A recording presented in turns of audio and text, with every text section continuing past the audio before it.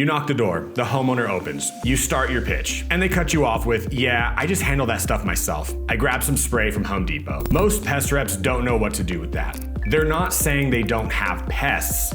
They're not saying they can't afford it. They're saying they don't need you. And that feels like a wall that you just can't get past. But here's what I want you to understand. The DIY objection is actually one of the best buying signals that you can get. Think about it. They just admitted they have a pest issue. They're actively trying to solve it. They're spending money on products. They're just not spending it with you yet. Today, I'm going to show you exactly how to handle the DIY objection and turn those homeowners into customers. Here's what we're getting into. First, why DIY is actually a buying signal and how to reframe it in your head. When you see it the right way, you'll stop dreading this objection. Second, the symptoms versus problem reframe. This is the core argument that shifts how homeowners think about professional pest control versus what they're doing themselves. Third, the cost comparison that makes professional service the obvious choice. Because when you do the math with them, DIY stops looking like a smart move. Let's start with why the objection is actually good news. When someone says, I'll just do it myself, most reps hear that as rejection. But listen to what they actually said. They have pests. They know they have pests. They're actively doing something about it. They've already spent money trying to solve this problem. Compare that to someone who says, we don't have any bugs. Now, who's closer to buying? The DIY person. Every time. They've already admitted the need. They've already committed resources to the need. They just haven't found a solution that works well enough to pay a professional for it yet. Your job is to show them what they're doing isn't actually solving the problem. Here's how to start the conversation. Don't argue with them. Don't tell them they're wrong. Get curious. Oh yeah? What are you seeing that made you start treating? Was it ants, spiders, something else? Now they're telling you about their pest problem. They're opening up to you. They're engaged. Then follow up with, how long have you been treating it yourself? Most of the time the answer is months, sometimes years. And then you could say, how's that going? Is it getting better or is it kind of staying the same? 9 times out of 10, they'll admit it's not really fixed. It comes back, it gets better for a while, then it returns. They're stuck in a cycle. And now you've got them thinking about whether what they're doing is actually working. You didn't tell them it wasn't working. They told you. That's way more powerful. From there, you can transition into why professional service is different. But you've done it through questions, not lectures. Quick pause. If you want the full system for handling objections like this, I'm talking scripts, frameworks, the psychology behind why people buy, check out our Pest U certification program. It's everything you need to close more deals. The link's in the description. All right. Let's talk about the symptoms versus the problem reframe. Here's what most homeowners don't understand about DIY pest control. The spray they buy at the store kills only the bugs that they can see, but it doesn't solve the problem. The bugs they see are symptoms. The problem is where those bugs are coming from. The entry points, the nesting sites, the conditions around their home that attract pests in the first place. Store-bought spray doesn't address any of that. So they spray, bugs die, they feel good. 2 weeks later, more bugs. Because the source was never dealt with. When you explain this to homeowners, everything shifts. Here's how to frame it. Can I share something with you about how pest control actually works?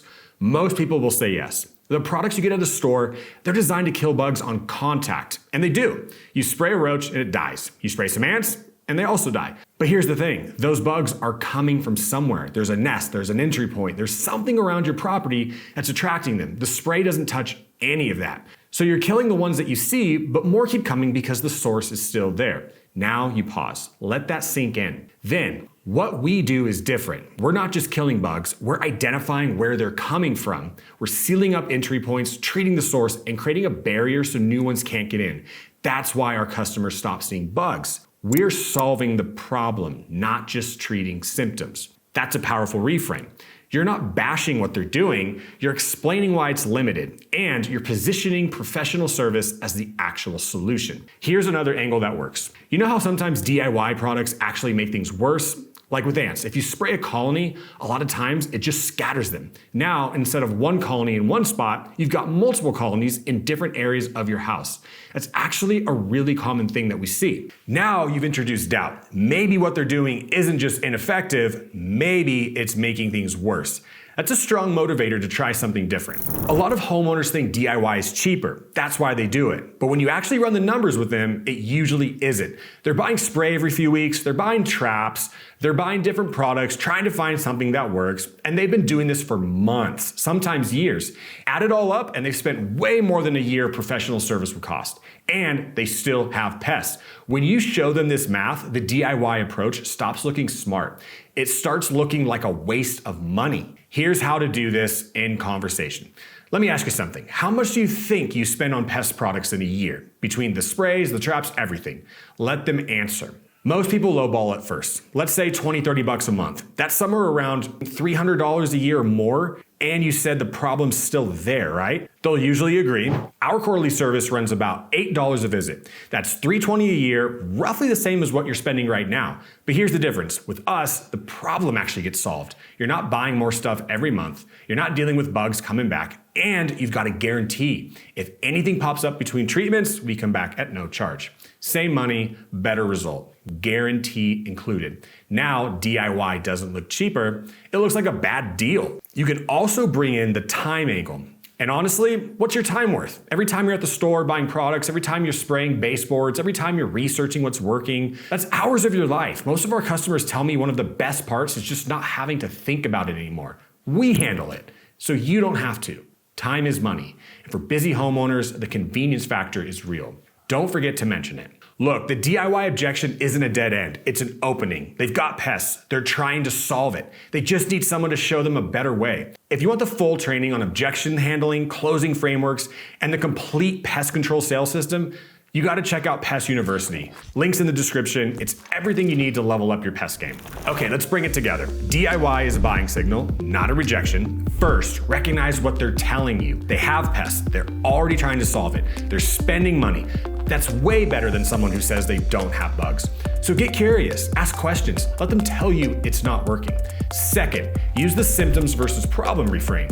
Store-bought spray kills bugs on contact. It doesn't address entry points, nesting sites, or the source. Professional services solves the actual problem. Help them understand why what they're doing keeps them stuck in a cycle. Third, do the cost comparison.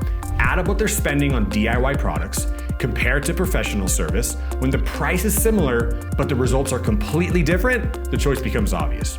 You handle this one objection right, and DIYers become some of your best customers. If this helped you, please hit subscribe because we're dropping pest sales content every other week. Real tactics that you can use at your next store. And if you want the full and complete training system, check out Pest University. Links in the description. All right, now go convert some DIYers, and I'll see you guys on the next one.